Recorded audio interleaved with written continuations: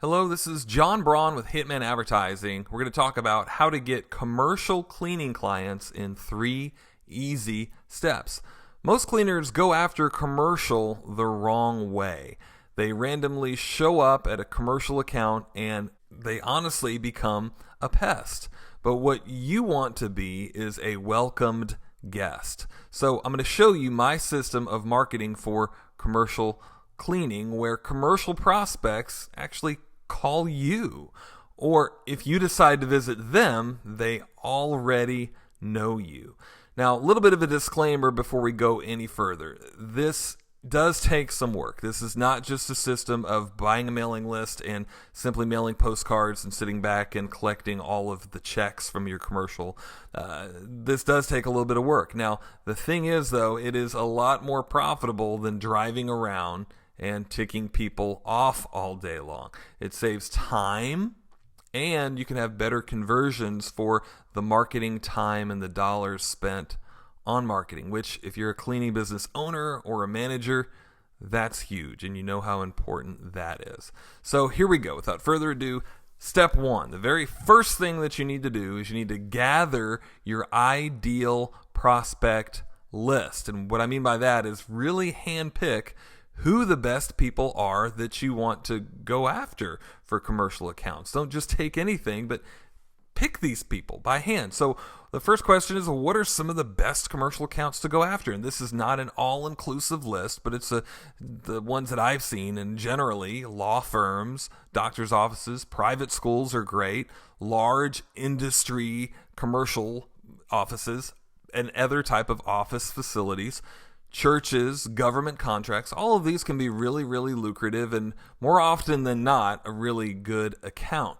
Now, some of the ones that we found that are decent, sometimes they're good, sometimes they could be great, sometimes they're downright horrible though. These are ones to kind of a little bit be cautious about, but then again, for the right account, it can be a good thing. So restaurants, apartments, mall stores, convenience stores, nursing homes, other retail stores. Again, I can think of times where I've had really good experiences with all of these places, but also times where I've had terrible experiences with each one of these places. So take that with a grain of salt, but recognize that and pick the commercial places that you want to go after accordingly. So what I recommend that you do is look up whatever type of office or commercial prospect that you're looking for on Google.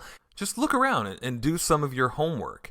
That's really going to be the best way to compile that list. Physically figure out who they are and actually make that list. Now, you can purchase a list. That's really kind of a second best option. But I do exercise caution on that because you still need to go through and find out who the person is in charge of actually hiring a cleaning company, because the person that they tell you who is in charge by the list that you bought, if there is one, isn't necessarily, in fact, hardly ever really the person. So you still have to do some homework there, but you can just as easily compile the list by going to Google, manually putting that list together. Then at that point, too, you're really having a hand on who you're going after and who you're really marketing to. And if you're going to do this type of a process, that's what you want to do. You really want to know who it is that you're marketing after. So regardless of how you compile that list, either manually by Google or by purchasing the list, what you want to do is you want to call each and every one of these places and actually ask them, who is the person in charge of hiring a cleaning company? And a lot of the times they're just going to flat out tell you. If they're very conversational, maybe even ask for the email address as well. Tell them that you just want to send them some information. Don't ask to talk to them at that point. That's really the last thing that you want to do then, unless they happen to say something like, well, wow, we were trying to hire a cleaning company just this week. Well, then, of course, by that standard, that's fine. But for the most part, you don't want to actually talk to that person. You just want to find out who he or she is and potentially, maybe, if it seems fitting, get their email address. And then what you want to do is you want to create an Excel spreadsheet and put who that person is. And if you happen to get their email address, put that on the Excel spreadsheet. Now you've got a list of some of the best commercial accounts that you want to try to woo and go after. So that's step 1. Step 2 is getting their attention. So I'm going to show you one top way that we have used to get attention at commercial accounts.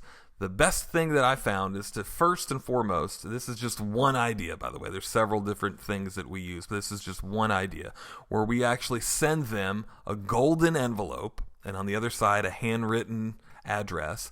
But we send them a golden envelope, and inside of that envelope, we send them a golden letter. Sometimes it's actually printed on gold or fluorescent yellow type paper, and it says, here's your golden ticket to have the cleanest offices or carpets or whatever type of cleaning that you do in your city. We outline an offer of sorts. In this case, we're giving away $100 or $50 worth of free cleaning. We give them some benefits of why they should use us over other cleaning companies, and also benefits of how we can help them meet their needs. And what are commercial prospects looking for? They're looking to look good to either their boss, or they're looking to look good to their clients or their patients. So we're telling them some of the benefits that they're going to get about them looking good and how they're going to reduce stress, and their whole office is going to look great, and their boss is going to love them, their patients and their clients are going to love them. And we also give some testimonials. This is normally a 2, sometimes a 3-page letter, just filled with that type of thing, a good headline and a good offer comprised inside of a letter. And then we also include some type of a leave behind inside of that mailer too. In this case, it's a golden ticket and good for $50 or $100 of cleaning. We put an expiration date on the ticket. We also put the expiration date in the letter, letting them know that this goes on, right? And sometimes we print this ticket on our printers. A lot of times too, we'll just get masses of these printed at a real professional printer so it looks a little bit better. And this kind of thing just catches attention. And really the key that you're trying to do here is you're trying to get to know them and get in front of them in a unique way and warm them up, because they've never heard of you before. You're not just coming in to bug them. You're catching their attention. I mean, when's the last time you've gotten a golden letter in the mail? I mean, come on, this isn't something that goes on a lot. So you're warming them up, and then what you want to do is you want to mail them a sequence of 3 mailers each week, or 1 week after another. So 3 mailers over the course of 3 weeks is what you want to do. So we would mail them the first letter that we just looked at. A week later, we would mail them a second letter that's very similar, except for at the top it might say this is your second chance, something like that. And then we might mail them a third mailer, which is often a postcard. It could be a letter too, but often it's a postcard, a little 4x6-inch postcard with one more last-ditch effort that kind of goes along with the original theme and everything else that we've talked about. And it says, don't forget to redeem your golden ticket. Don't miss this golden opportunity, etc., etc. So, and again, this is just one example, but what you want to do is mail them 3 times over the course of 3 weeks, once per week. And now at this point, you're staying in front of them, and they can really hardly escape you at that point because you keep mailing them. Now, you also, if you got their email address, you want to set up ads on Facebook and Google AdWords for remarketing to those people. If you have their email address, you can actually set up ads where you're staying in front of them all over their computer. So that's really, really neat too, to where you're having ads on Facebook similar to this, and Facebook and Google similar to these 2 type of ads where they're being followed by you, and your logo is following them and your message is following them everywhere that they go. Maybe possibly email them once, maybe twice during that time period, but don't email them a lot. You don't want to spam them. That's really not, you don't want to tick them off. Remember, that's kind of one of the main goals too. Possibly email them, and really avoid cold calling them yet until that first 3 weeks is over. Now, after that, we're going to talk about what to do then, but avoid calling them yet or going to see them yet. Let that whole 3 weeks go through, and almost even get the assumption that they are going to call you, because that's really what you need to almost say in the letter, like, hey, we haven't heard from you yet. This is your last chance to redeem the special offer that we gave you, but avoid cold calling them. Why? Well, because it can kind of devalue your service. If you're just calling them and stopping by yet, it can potentially, depending on how you do it, it can be done tastefully, and cold calling is definitely something that some cleaners do correctly, so please don't misunderstand me that it can't be done correctly, because it can be. And if you do it the wrong way, it could devalue your service. So the goal is to just really stay in front of them and become top of mind, really. And then after the whole 3 weeks go by, then at that point, go ahead and call them or visit your prospects. See, at this point, they're warmed up. And you want to only do this after your 3-letter sequence, after the 3 weeks goes by. And the thing is, too, when you go to visit them at that point, you might be able to get their email address then and after that, set them up. If you get their business card or flat out ask for their email address, a lot of times it will be on their business card. Then you can go through and you can set up the Facebook sequence and the Google AdWords sequence. Now, when you go in, don't just show in empty-handed. Don't just show in saying, hey, I want stuff, but go in with a gift bag. And maybe with one of your company stickers on the front, a little gift bag with a couple of, we'd like to give away Oreo cookies or Famous Amos prepackaged cookies, maybe possibly a brochure, a magnet, a card, maybe even another one of the golden ticket offers if you've got that inside of there. But stop by and just give them something and let them know that you're here to, just say hi and you wanted to drop off a gift. And again, at this point, you're not really even necessarily there to sell them yet. You're there to remind them about that offer, maybe even give them another copy of that letter, but you're not there to necessarily bug them if they don't want to be bugged and they don't want to talk to you about it. You're there to just get in front of them in a different way than the letters have been. So it's a very non-confrontational type of marketing. So you do want to make mention that you're there to give what the offer was for and ask them if they'd like to go ahead and get that offer for $100 or whatever amount of square feet, their type of cleaning that you wanted to give them. But you're not there, again, to really bug them. And if they're acting like no, not yet, to say, okay, well, keep us in mind for when you do need us. So then what you want to do, if you obviously book the appointment, do the cleaning that you've set up in the offer, but if they don't want cleaning yet, the thing that you need to do is repeat this whole process again of mailing them a letter, step 1, step 2, and step 3 of a different type campaign.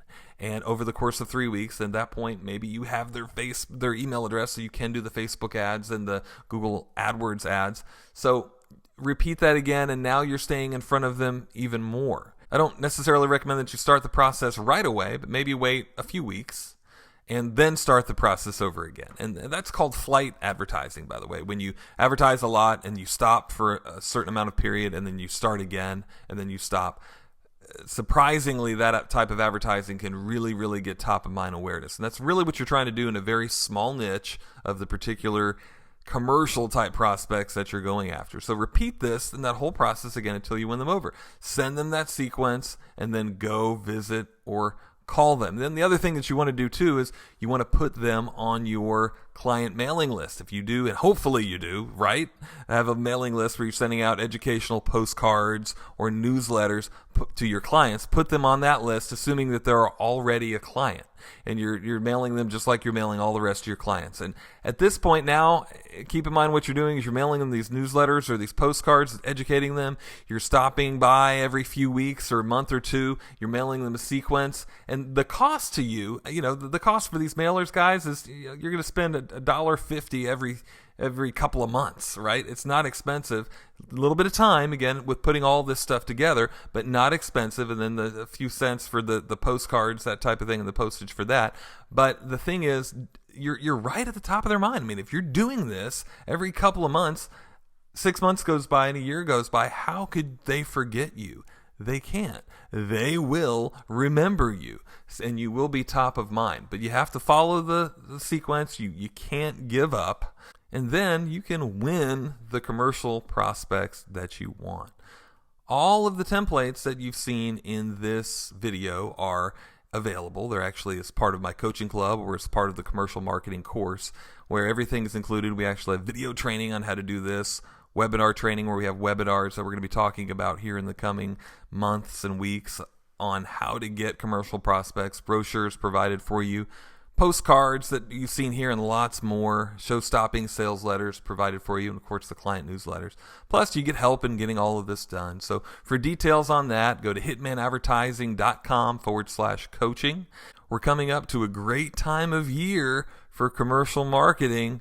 The winter, it's a good time. Everybody's thinking about redoing their budget and hiring new companies. Now's the time to do it, guys. Go after it. And if you're slower anyway because of January, when that comes around, that's an even better time to go after commercial prospects. And that's one of the big things we're going to be talking about doing in the coaching club here in the coming weeks. So happy marketing and build your cleaning business.